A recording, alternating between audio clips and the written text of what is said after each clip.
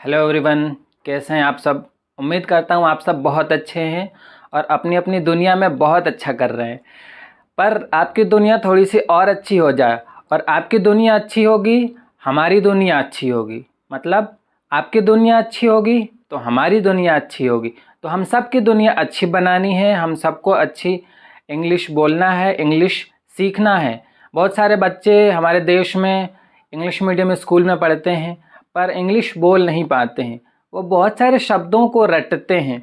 यदि वो एग्ज़ामिनेशन के लिए तैयारी करते हैं तो क्या करते हैं कि शब्दों को उन्हें एक एक वर्ड्स को याद करने पड़ते हैं।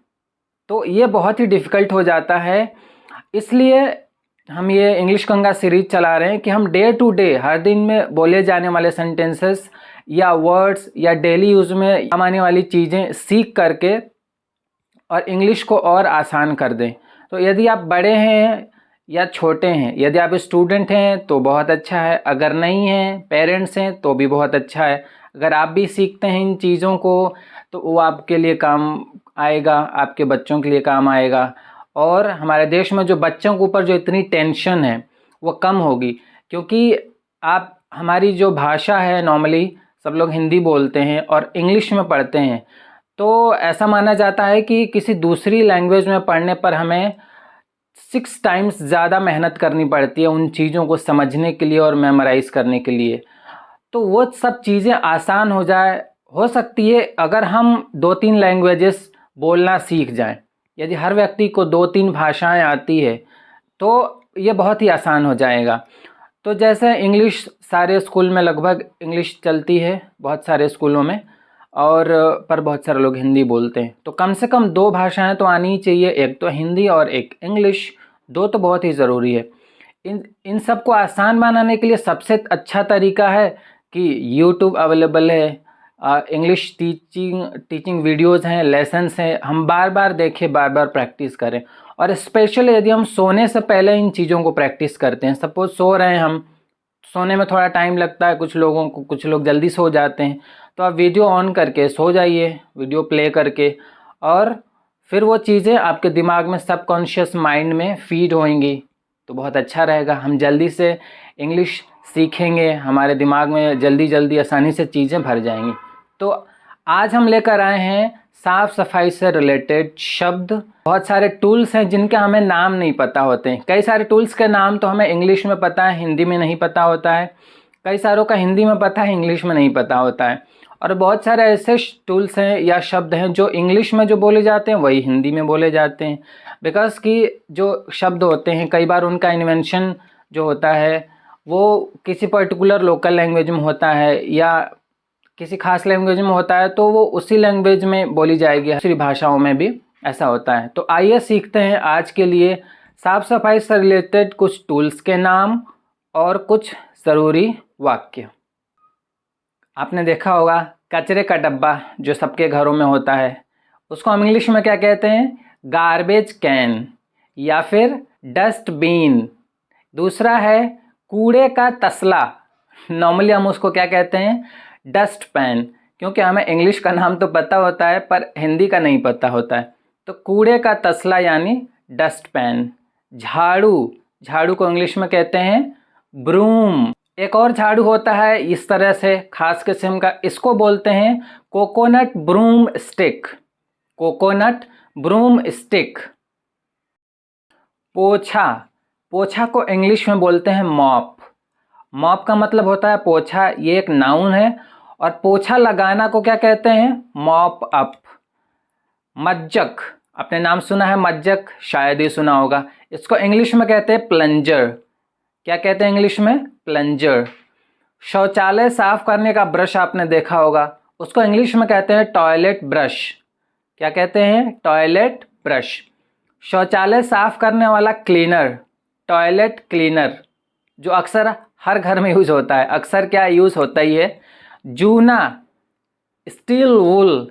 इसका नाम कुछ लोग मैजिक बोलते हैं, कुछ लोग कुछ भी बोलते रहते हैं, पर इसको स्टील वूल बोलते हैं इंग्लिश में, और हिंदी शब्द है जूना। हमारा अगला टूल है रबड़ के दस्ताने। आपने देखे होंगे रबर ग्लव्स, इंग्लिश में इन्हें कहते हैं रबर ग्लव्स। नम कपड़ा, नम कपड़ा को इंग्लिश में कहते हैं डैम्प क्लॉथ। डैम्प क्लॉथ। धूल यानी डस्ट। डस्ट का मतलब होता है धूल, और धूल झाड़ना को भी बोलते हैं डस्ट। ठीक है, दोनों को ही नाउन और वर्ब दोनों में सेम वर्ड का यूज़ होता है। और धूल झाड़ने वाला डस्टर और ब्रश। डस्टर भी बोल सकते हैं और ब्रश भी बोल सकते हैं। कालीन, हिंदी में आपने नाम सुना होगा, कालीन यानी रग, इंग्लिश में उसको बोलते हैं रग। अच्छा, फटे पुराने कपड़े को क्या बोलेंगे इंग्लिश में, आप बता सकते हैं? फटे पुराने कपड़े को बोलते हैं रैग। RAG, रैग मतलब फटा पुराना कपड़ा। धुलने वाले कपड़े, आप बहुत सारे कपड़े रख देते हैं धुलने के लिए, उन्हें क्या बोलते हैं? लॉन्ड्री। ठीक है। और सरफ, सरफ आप यूज़ करते हैं, उसको बोलते हैं लॉन्ड्री पाउडर या फिर वॉशिंग पाउडर। लॉन्ड्री पाउडर या फिर वॉशिंग पाउडर। जाला निकालने वाला ब्रश अक्सर यूज़ होता है जब बहुत सारे जाले लग जाते हैं घरों में, तो उन्हें बोलते हैं कॉबवेब ब्रश। क्या बोलते हैं? Cobweb brush. और जाला को क्या बोलते हैं? कॉबवेब। सिंपल। कपड़े धोने की टोकरी, इसको क्या बोलते हैं? Laundry basket. Laundry basket. कपड़ा धोने की मशीन हर घर में यूज़ होती है, वॉशिंग मशीन। कपड़ा सुखाने की मशीन पता है आपको? Clothes dryer. Clothes dryer. घिसने वाला ब्रश, ये जो घिसने वाला ब्रश होता है इसको बोलते हैं scrub brush. Scrub brush. Squeezy, squeezy आपने नाम सुना है? ये होती है स्क्वीजी। झाड़ने वाला ब्रश, पंखों वाला झाड़न। फीदर डस्टर, जिससे हम पंखा झाड़ते हैं या ऐसी कोई चीज़ें, टूल्स, इसके लिए हम इसका यूज़ करते हैं, इसको बोलते हैं फीदर डस्टर। चिथड़ा, चिथड़ा यानी रैग। चिथड़ा यानी रैग। रबड़ पोछा, स्क्वीजी मॉप, नाम सुना है आपने? ऑफ कोर्स सुना है और घर में यूज़ भी किया है। इसको बोलते हैं स्क्वीजी मॉप। रंग करने का ब्रश यानी पेंट ब्रश। रद्दी कागज़ रखने की टोकरी, इसको बोलते हैं वेस्ट बास्केट। और अमेरिकन्स क्या बोलते हैं? बैस्केट। वो इस तरह से प्रोनाउंसिएशन होता है। और यूके के इंग्लिश में जो हम लोग बोलते हैं, जिसे फॉलो करते हैं, उसको बोलते हैं वेस्ट बास्केट। शीशा साफ करने वाला ग्लास क्लीनर। फर्श साफ करने वाला फ्लोर क्लीनर। कोरोना के टाइम में हमने इस चीज़ का बहुत इस्तेमाल किया। इसका नाम आप जानते हैं? सैनिटाइज़र। पर इसका हिंदी नाम आप जानते हैं? इसका हिंदी नाम है प्रक्षालक। हिंदी नाम है प्रक्षालक, इंग्लिश में कहते हैं सैनिटाइज़र। अगला रहा स्पंज। इसका नाम आपने सुना है और यूज़ भी किया है। निर्वात, वैक्यूम और vacuum cleaner. Vacuum cleaner English name है, हिंदी में भी हम वैक्यूम क्लीनर ही बोलते हैं। तार वाला ब्रश यूज़ किया होगा, वायर ब्रश। कीबोर्ड क्लीनर, उसको इंग्लिश में भी कीबोर्ड क्लीनर ही बोलते हैं और हिंदी में भी कीबोर्ड क्लीनर ही बोलते हैं। ये है किचन सिंक ब्रश, इसको हिंदी में भी किचन सिंक ब्रश ही बोलते हैं और इंग्लिश में भी किचन सिंक ब्रश ही बोलते हैं। तो ये थे हमारे आज के डेली यूज़ में होने वाले या साफ़ सफाई के समय यूज़ होने वाले टूल्स और उनसे जुड़े कुछ छोटे मोटे सेंटेंसेस। तो इसी तरह से सीखते रहिए, इंग्लिश को हम बिल्कुल आसान बना देंगे। भारत के हर घर में इंग्लिश इतनी आसान हो जाएगी जितनी कि हिंदी है, और हमें ये कर दिखाना है और हम ये ज़रूर करेंगे। तो आज के लिए इतना ही, मिलते हैं नेक्स्ट एपिसोड में।